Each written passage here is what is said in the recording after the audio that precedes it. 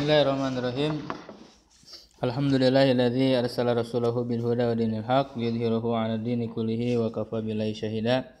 Asyhadu an la ilaha illallah wahdahu la syarikalah wa asyhadu anna Muhammadan abduhu wa rasuluhu alladzi la nabiyya ba'dah, amma ba'du. Kita akan melanjutkan tentang tafsir Al-Qur'an yang kita gali per tema ya. Jadi ada tema Al-Quran itu berisi tema-tema pembelajaran ya, yang bisa kita gali. Tema-tema pembelajaran ini banyak digali ataupun diberikan judul-judul ya, tema-temanya. Itu diantaranya di dalam kitab Fijralil Quran Sayyid Qutb. Jadi beliau memfokuskan setiap suatu tema, karena di dalam satu surat itu berisi beberapa pelajaran ya, sehingga beliau ketika membahas satu surat ya biasanya diberikan mukadimah dulu secara umum ya, dari surat itu penjelasan tentang apa secara umumnya ya, baru kemudian dirinci ya pelajaran-pelajarannya, misalnya dari ayat sekian sampai ayat sekian ya, itu judulnya apa ya, biasanya menggunakan al-wahdah kesatuan tema ya, ada kesatuan tema gitu dari beberapa ayat itu ya, diikat maknanya. Nah kemudian dirinci setelah itu ya, darsul awal apa, pelajaran pertama apa, dari ayat sekian sampai ayat sekian ya, kemudian ada susani dari ayat sekian sampai ayat sekian gitu. Jadi ini penting untuk mengetahui pelajaran-pelajaran dari setiap tema di dalam ayat-ayat Al-Quran ya, karena memang tafsir Fijralil Al-Quran ini tafsir yang berbeda daripada yang lain ya gitu, karena setiap tafsir itu punya konsentrasi, punya kepentingan, bukan kepentingan, punya perhatian khusus yang diberikan di dalam tafsir, karena kitab Al-Quran itu sangat luas ya, maknanya sangat luas, pelajarannya, sehingga dia bisa digali dari berbagai ilmu ya, dari berbagai sisi ilmu ya, bisa dari sisi ilmu bahasa ya, nahwu sorobnya gitu, digali dari ilmu balaghahnya ya, bahkan dari hukum, dari ilmu fikihnya, seperti dalam tafsir ahkam ya, itu yang digali dari segi ilmu fikih ya. Kalau yang terbesarnya tafsir Al-Qurtubi ya, Al-Qurtubi itu tentang hukum-hukum Al-Quran ya gitu, sampai ada yang menggali pula dari sisi ilmu kalam ada ya, misalnya tafsirnya Ar-Razi ya, Fakhruddin Ar-Razi ya gitu, tafsir Mafatihul Ghaib.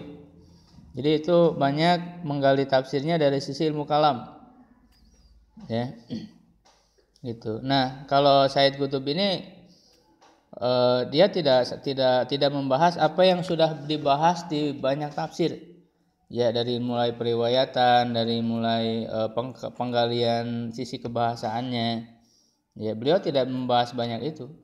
Beliau hanya secukupnya aja memberikan riwayat ya. Beliau lebih fokus kepada bahwa Al-Quran itu memberikan tarbiyah ya, memberikan tarbiyah, pendidikan, pelajaran-pelajaran ya, maka beliau banyak menghubungkan dengan sirah Rasulullah SAW. Jadi bagaimana penerapan dari pelajaran-pelajaran yang ada di ayat-ayat tersebut ya. Nah saya ingin mengingatkan dulu ya tentang hadis Rasulullah SAW tentang Al-Quran ini yang diriwayatkan dari Ali ya, radhiyallahu anhu, an aliin qala, dari Ali dia berkata, sami'tu Rasulullah sallallahu alaihi wasallam yaqul, aku mendengar Rasulullah sallallahu alaihi wasallam bersabda, kitabullahi fihi khabarun ma qablakum Ya, kitab Allah itu, ya Al-Qur'an itu fihi di dalamnya khobarum ma qablakum, adalah mengandung berita ya yang sebelum kalian. Jadi di sana banyak kisah-kisah ya, orang-orang ataupun peristiwa-peristiwa yang terjadi sebelum kalian. Ya, dari mulai zaman Nabi Adam terus semua diberitahukan kepada kita semua yang tidak mungkin itu bisa ya diketahui secara pasti oleh manusia. Ya. Ada enggak orang yang mampu meneliti sampai bagaimana kehidupan Nabi Adam yang sangat jauh sekali masanya? Ya, bahkan sampai menelusuri bagaimana Nabi Adam ketika di surga, itu mustahil. Ya, bahkan perseteruannya dengan iblis, ya itu tidak mungkin manusia bisa meneliti dengan ilmu apapun. Ya, oleh karena itu Al-Quran jelas adalah wahyu dari Allah, ya yang tidak ada campur tangan dari manusia. Ya, wa naba'um ma ba'dakum, dan berita orang yang setelah kalian. Jadi Al-Quran itu bukan berita yang sudah lalu saja, bahkan ma ba'dakum, ya, berita. Ya, naba itu kan adalah bedanya dengan khobar. Ya, kalau khobar itu berita, ya, berita secara umum. Kalau naba itu apa? Ya, berita besar. Ya, jadi berita yang sangat penting, yang sangat besar itu biasa digunakan dengan kata naba. Ya, maka adalah berita ya setelah kalian. Berita-berita yang akan terjadi. Ya, tentu yang paling besar adalah berita tentang hari kiamat. Ya, jadi apa yang akan terjadi semuanya sudah dilakukan oleh Al-Qur'an. Sudah diberitahukan oleh Al-Qur'an. Ya, wa hukmun ma bainakum. Ya, adalah mengandung hukum di antara kalian. Ya, akan memutuskan perkara. Ya, ada di antara kalian. Huwal faslu laisa bil hazli. Ya, huwal faslu, dia Al-Qur'an itu adalah pemisah atau yang memberikan ketegasan, ya keseriusan, pemisah antara hak dan yang batil. Laisa bil hazli, bukan senda gurau. Ya, bukan bercandaan. Ya, makanya ya, kita jangan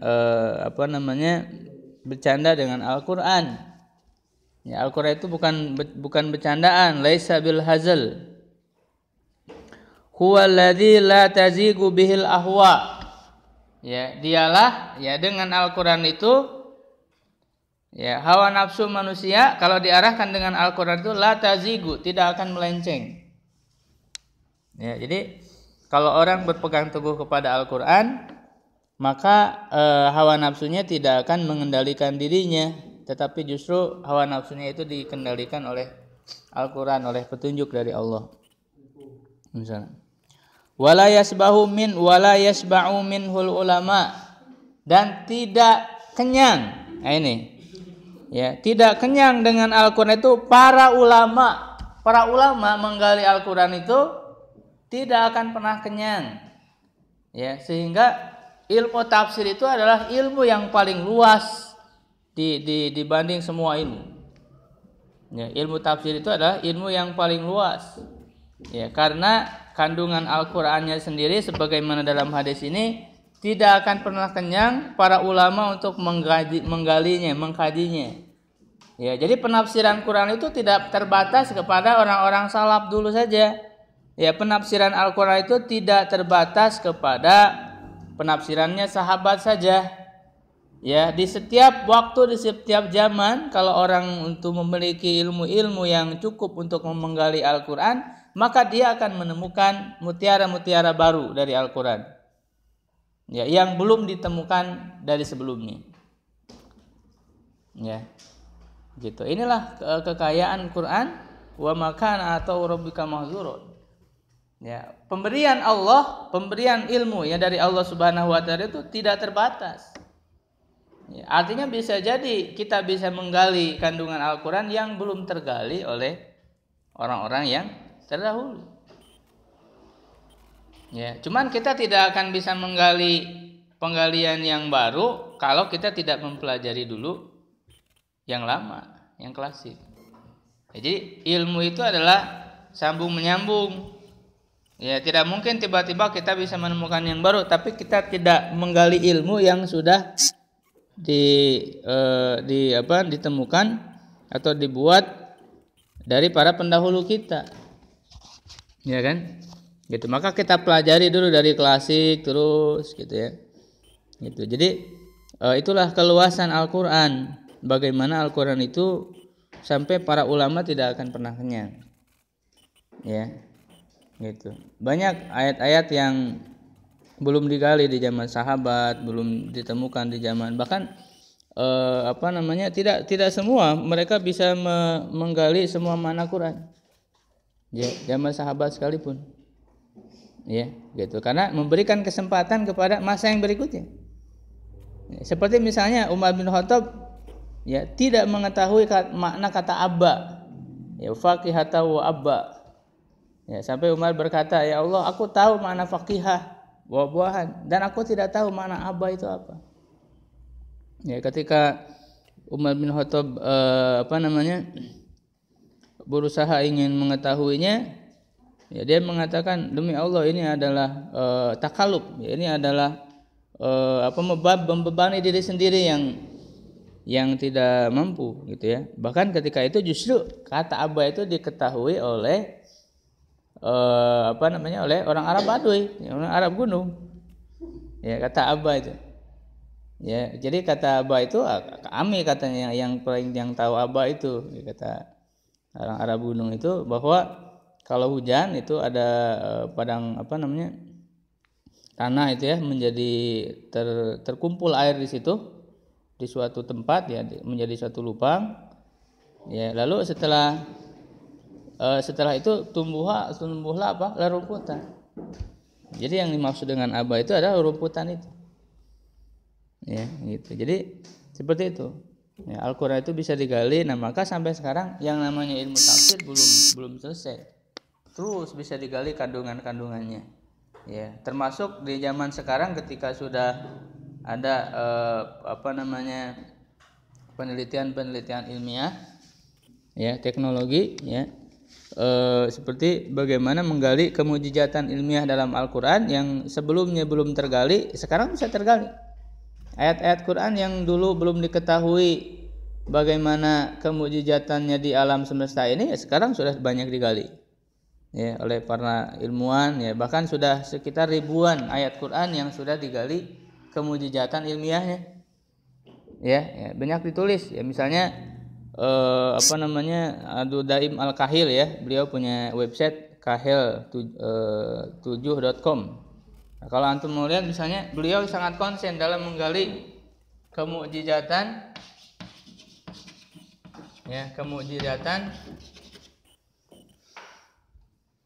Al-Quran, ya baik Al-Quran ataupun Sunnah. Itu terus penemuan-penemuan baru terus diupdate di sini. Ya, membuktikan kemujizatan ilmiah Al-Quran. Dia orang Suriah, ya, konsen, bahkan video-videonya juga udah banyak. Ini udah ada beberapa bahasa, bisa bahasa Arab, bahasa Inggris, bahasa Indonesia juga ada. Ya, pilihan bahasanya ada. Ya, dari berbagai ilmu. Ya, bahkan ketika dulu belum paham dari zaman sahabat, zaman tabi'in, belum tersingkap makna misalnya wa yattabi sabila ghairil mu'minin, ya, nuwallihi wa nuslihi jahannam. Ya, man yushaqiqillah wa rasulahu wa yattabi ghairi sabilil mu'minin. Ya, di situ ada kata-kata siapa yang durhaka kepada Allah, Rasul dan mengikuti jalan selain orang beriman. Ya, di zaman Rasul, di zaman sahabat ya, di zaman tabi'in belum tersingkap. Ya, makna dari karena kan siapa yang mendurhaka Allah dan Rasul dan jalan selain orang beriman. Ya. Ini kenapa diatopkan ada jalan selain orang beriman? Apakah orang beriman mengikuti jalan Allah dan Rasulnya? Nah, kenapa dibedakan? Kenapa dibedakan? Tidak udah aja memaisakikillah wa rasulahu, siapa yang durhaka kepada Allah dan Rasulnya, maka dia akan memasuki neraka. Kenapa tidak seperti itu? Tapi ditambah wa yattabi ghairu sabilil mu'minin, dan mengikuti jalan selain orang beriman. Ya, sedangkan dalam kaidah ilmu bahasa dikatakan ya al-atfu yaqtadir mughayyaru. Atop itu memastikan ya menuntut adanya perbedaan. Ya, diatopkan menunjukkan itu berbeda. Jadi sesuatu itu tidak diatopkan dalam ilmu bahasa ya tidak mungkin sama maknanya. Kalau sama ya ngapain disebutkan lagi? Ya, jadi atop itu yaqtadil mughayyar, menuntut adanya perbedaan. Nah, ini makna ini baru bisa disingkap oleh Imam Syafi'i. Ya, beliau memaknai wa yatabi ghairu sabilil mu'minin itu sebagai ijma, al-ijma. Ya, ijma yaitu apa? Kesepakatan para ulama di satu zaman. Ya, jadi yang dimaksud wa yatabi ghairu sabilil mu'minin adalah ijma. Makna ini belum tersingkap. Karena ketika zaman sahabat belum butuh kepada ijma. Belum butuh ketika masih ada Rasul ya, ketika masih ada Rasul belum butuh karena kepada ijma karena Rasul masih ada. Ya, baru nanti zaman sahabat ada ijma digalinya. Penggalian ijma itu bahkan pengistilahan ijma itu ya ketika ilmunya dirumuskan oleh Imam Syafi'i. Ya, jadi ada ayat-ayat yang belum tersingkap yang bisa tersingkap di suatu zaman. Ya, nah maka sebenarnya saya menyampaikan hadis ini untuk mendorong kita agar mau menggali Quran gitu. Ya, jangan sampai kita ini orang beriman punya kitab yang hebat, punya kitab yang penuh mukjizat, tapi tidak pernah mau untuk menggalinya. Gitu ya, tidak pernah mau untuk mentadaburinya, hanya merasa cukup dengan membaca. Ya, itu pun kadang-kadang ya membacanya. Gitu. Wala yukhlaqu an kasrati raddi. Ya, Al-Qur'an itu tidak pernah akan kusut ya dengan banyaknya dibulak-balik. Ya, artinya dibulak-balik Quran itu ditadaburi, tadabur itu kan dibulak-balik. Ya, dibulak-balik dibaca puluhan kali, ribuan kali sekalipun, ya, tapi tidak pernah berhenti memberikan kandungan makna. Ya, tidak pernah kalau baju itu tidak pernah gitu ya. Tidak pernah belel baju itu, tetap baru. Al-Qur'an ini tetap baru walaupun dibulak-balik terus gitu baca. Al-Qur'an itu dibaca oleh banyak orang sekian banyak orang muslim dibaca ya, tapi tidak pernah ruksak ya, tidak pernah kusut ya. Tetap dalam keadaan baru. Walatan qadi ajaibu. Nah ini. Walatan qadi ajaibu, tidak pernah habis keajaibannya. Ya, tidak pernah habis keajaibannya.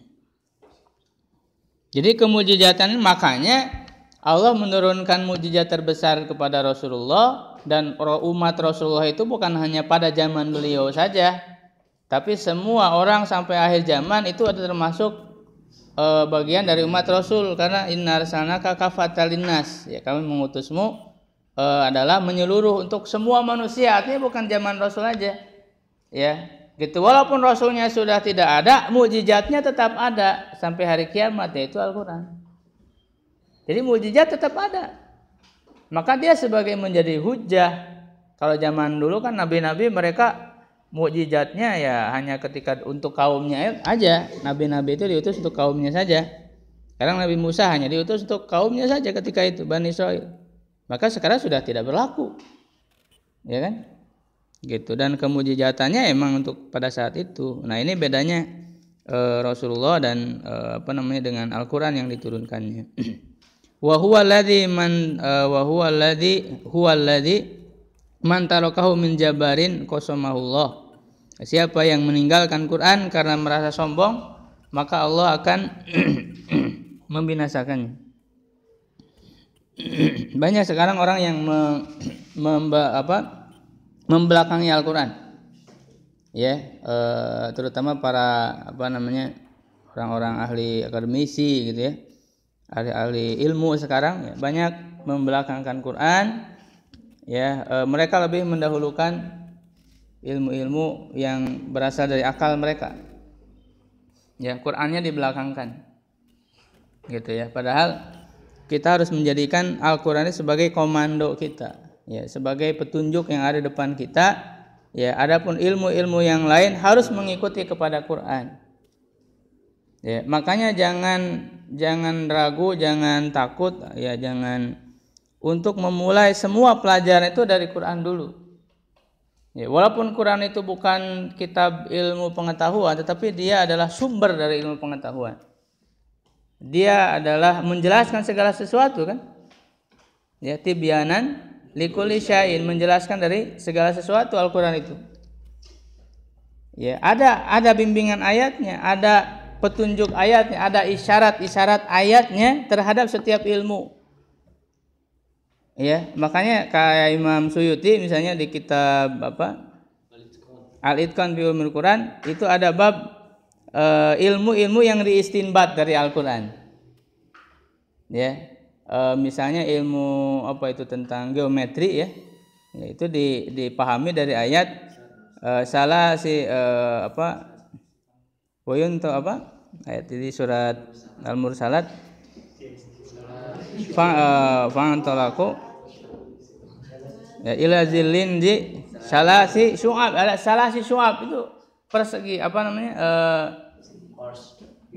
ya, bentuk salasi syu'ab sepertiga itu segitiga. Ya, bentuk segitiga itu kan ayat-ayat yang diistinbat, ilmu-ilmu yang diistinbat dari ayat-ayat Quran. Banyak sekali. Ya, di situ dijelaskan ilmu-ilmu yang diistinbat dari ayat mana. Ya, jadi Quran itu sebagai komando dari semua ilmu pengetahuan. Ya, nah maka Al-Quran itu sebagai komando kita, ya maka jadikanlah Al-Quran itu sebagai petunjuk, isyarat-isyarat ilmiah di setiap pelajaran. Ya, maka salah kita sebagai pelajar muslim tapi tidak pernah mencantumkan Quran dari ilmu yang kita pelajari.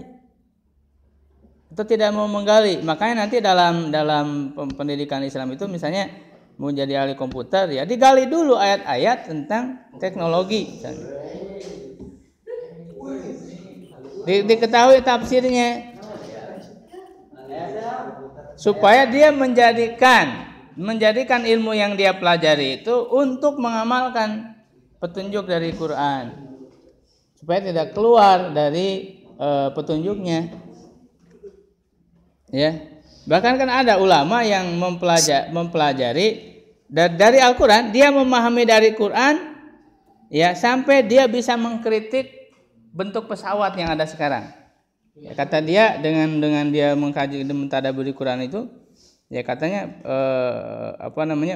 bentuk pesawat yang sekarang belum benar, ada yang perlu diperbaiki. Itu dari mana? Dia dari Quran.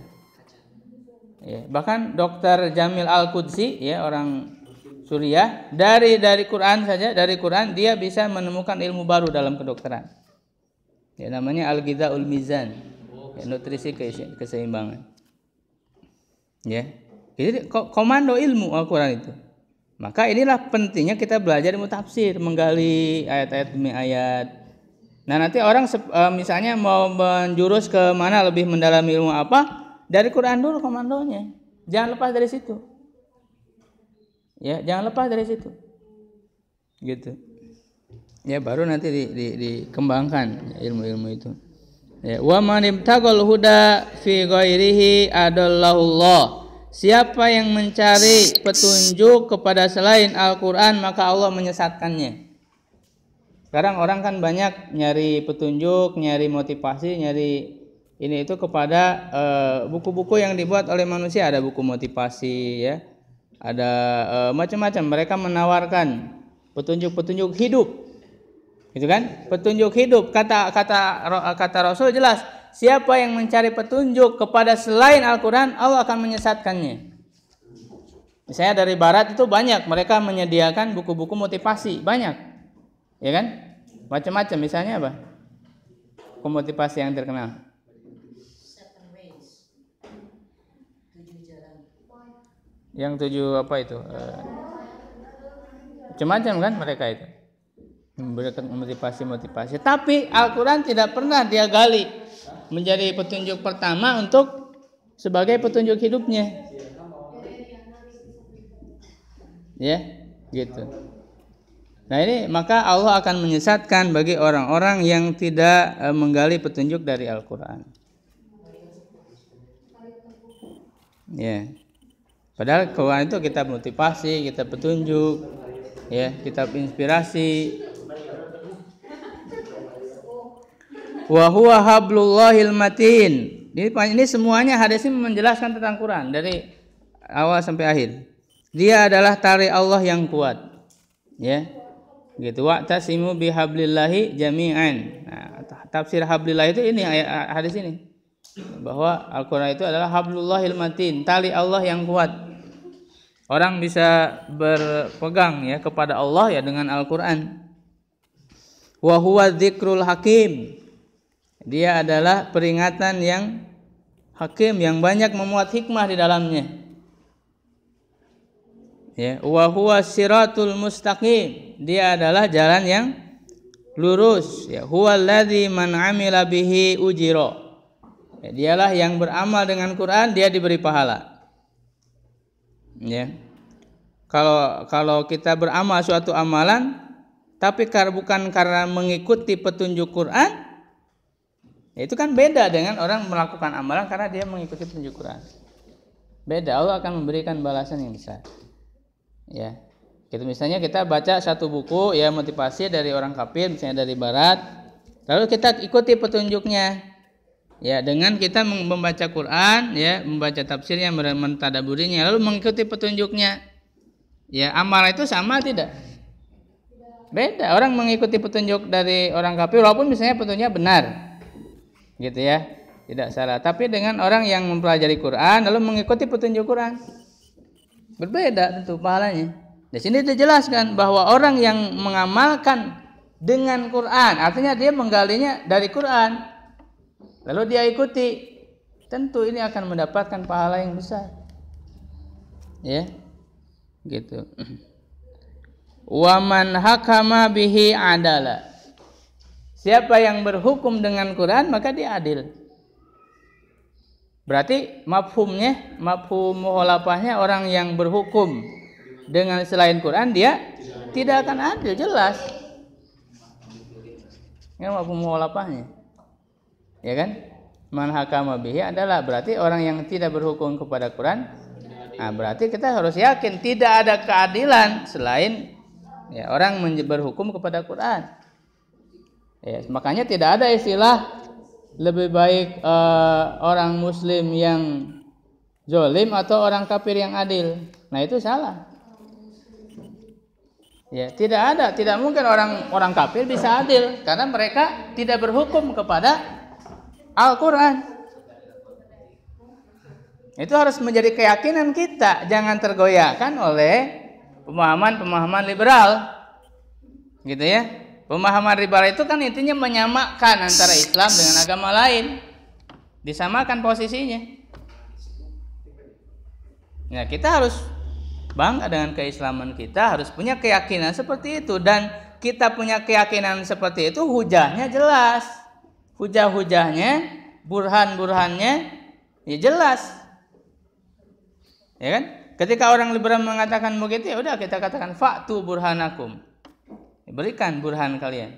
Argumentasi kalian apa? Kita menyatakan bahwa Islam yang benar ya adalah jelas burhannya. Jelas hujahnya. Jangan kemudian disamakan dengan agama lain posisinya. Ya, seakan-akan orang liberal itu kan seakan-akan mendamaikan di antara agama. Ya, kamu Islam jangan mengatakan paling benar. Kristen jangan mengatakan paling benar. Buddha jangan mengatakan paling, seakan-akan mendamaikan agama, justru merusak agama. Liberal itu. Ya, jadi menyamakan posisi kita dengan yang lain. Jadi setiap pemeluk agama itu dipaksa untuk tidak meyakini kebenaran agamanya. Itu salah. Kita orang Islam ya bangga dengan, kalau misalnya orang Kristen meyakini bahwa agama yang benar, silahkan. Itu urusan dia. Kita juga orang Islam meyakini kebenaran agama kita, yaitu adalah kewajiban. Ya, bahkan itu adalah akidah kita. Nah, cuman masalahnya fa'tu burhanakum in kuntum shadiqin. Kalau kalian benar, mana dalilnya, mana buktinya? Itu yang harus kita kemukakan, itu adalah seperti itu. Ya, nah ini kesesatan liberal itu sangat mengganggu ya tumbuh suburnya pemahaman Islam yang benar. Ya, terutama di lingkungan pendidikan. Ya, anak-anak muda sekarang ya banyak mereka mengeluarkan energi mereka, tenaga mereka ya untuk keliberalan mereka gitu. Nah, kenapa kita yang sebagai anak-anak muda Islam tidak mengeluarkan energi untuk Islam, untuk pemahaman keislaman kita? Ya, kalau mereka bangga berbicara dengan pemahaman liberal mereka, kenapa kita tidak bangga dengan pemahaman keislaman kita? Kalau kita malah terbawa, siapa yang akan menjadi Ansarullah? Pembela Allah itu siapa? Kalau bukan kita. Nah, itu tugas kita. Ya, makanya tadi gali Al-Qur'an, tafsir Quran. Ya. Gitu. Makanya untuk pembelajaran kita ini tadinya sih dengan adanya 4 tafsir itu ya. Itu saya ingin mengajak kepada semua, ingin melihat langsung dari 4 tafsir itu bagaimana dari segi bahasanya seperti apa gitu kan. Ya, supaya melihat langsung. Ya, tapi belum ada ya, semua belum siap. Ya, jadi baru sebagian.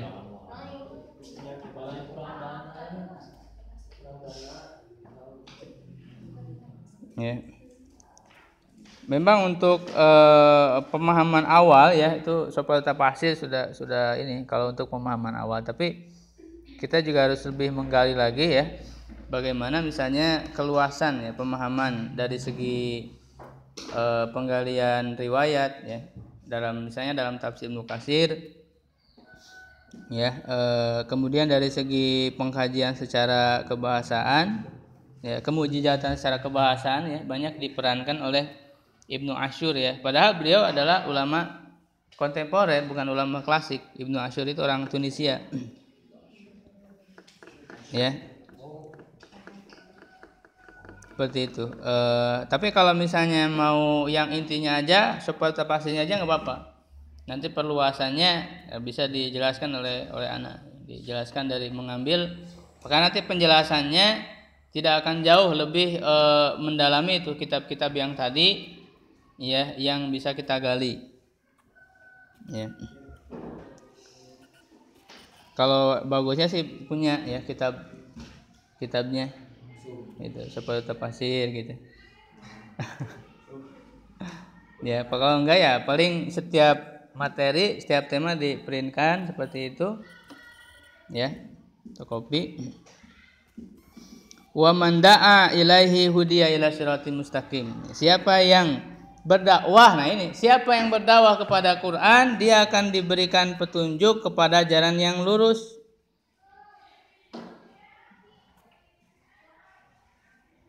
Ya. Gitu. Jadi kita jangan ragu untuk berdakwah kepada Al-Qur'an ya. Di mana ketika banyak orang yang berdakwah kepada kesesatannya masing-masing. Ya, seperti itu.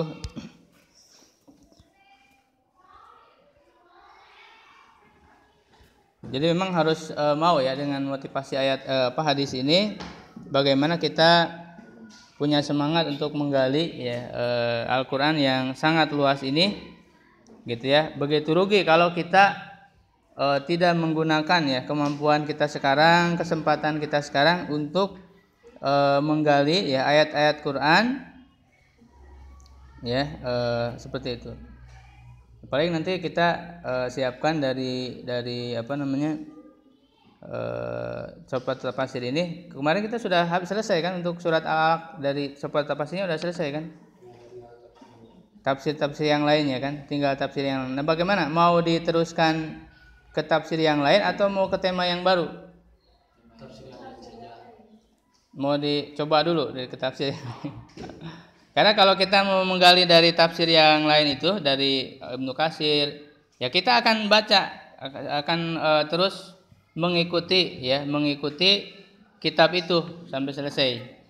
Ya, sambil mengetahui bagaimana cara Ibnu Katsir menafsirkan Quran, ya, bagaimana cara Ibnu Asyur menafsirkan Quran, bagaimana Said Qutb, gitu. Supaya kita mengetahui, sehingga kalau udah tahu gambarannya, selebihnya seterusnya